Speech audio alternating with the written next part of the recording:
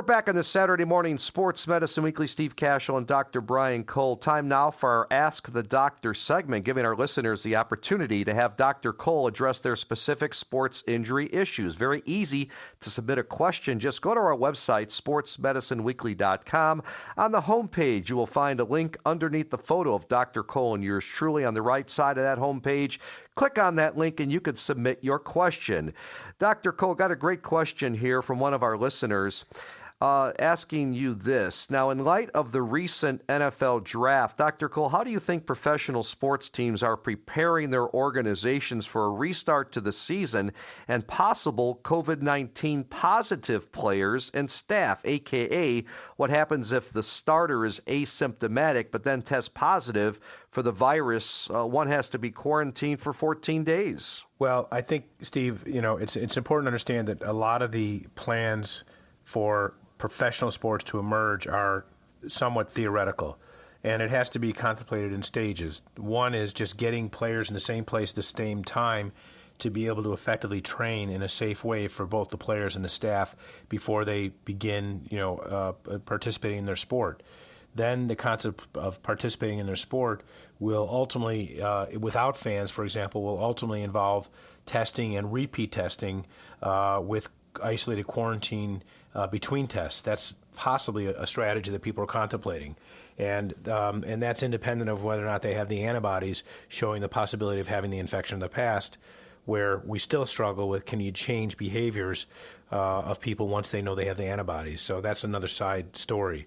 But if someone tests positive and they're asymptomatic, unlike when this first started where we didn't know what to do, I would say that in the event that people have not been spending a prolonged period of time around someone who's positive within 6 feet without a mask, they would be considered very low risk of contracting the disease. What we do know is that when someone's asymptomatic and tests positive, they might, because of the incubation time, they may actually develop symptoms in, say, 3 to 5 days. We also know that if they're testing positive, there's a chance that they can transmit the disease and they're infectious despite not having symptoms. But it is important for everyone to understand that is the basic principle around washing your hands, not touching your eyes and your face and your nose and your mouth, and always repeatedly washing hands, and also wearing a mask where and when possible to avoid respiratory transmission. That being said, we know that masks are not going to be a very practical way, for example, for players to play. So if they do play, testing is going to be a big part of it, and we will have a strategy in place as to how to manage the person who has no symptoms yet test positive to isolate and or quarantine them away from other team members. And it won't necessarily have to have 14 days, but it would have to have several days to see if they indeed develop symptoms. The current recommendation is 10 days from the time they tested positive. They must be without symptoms.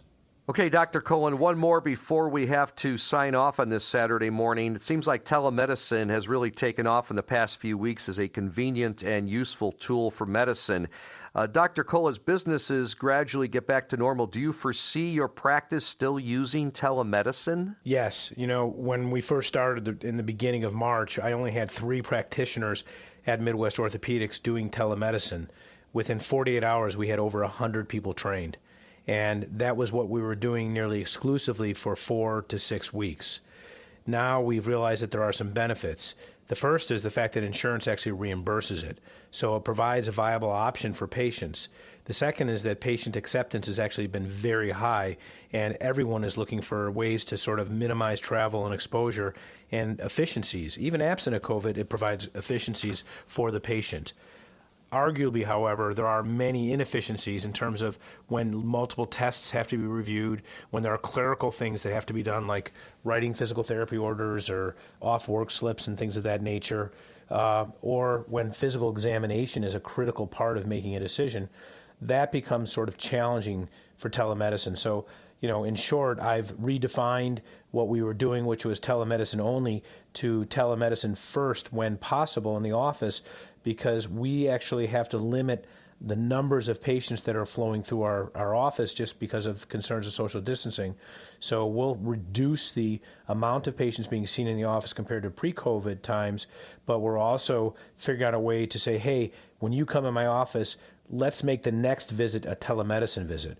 Or if it's a patient who calls and says, look, I'm an existing patient, I'm having some new symptoms, we can do a telemedicine visit. However, if it's complicated decision making, requires review of imaging and scans, it can be done by telemedicine, but we've learned that it actually can be particularly inefficient. So we're trying to figure out the best way to use it.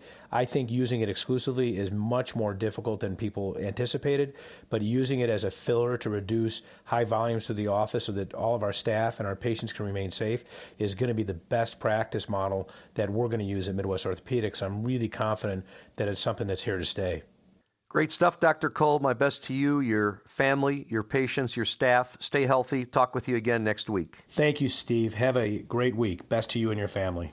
Many thanks to our producer, Shane Reardon. Our coordinating producer is Tracy Toro. Also want to thank David Cole for managing our website, which is sportsmedicineweekly.com, and our business operations, as well as Samantha Smith from Midwest Orthopedics at Rush. For Dr. Brian Cole, I'm Steve Kashul saying so long. We thank you for listening to Sports Medicine Weekly.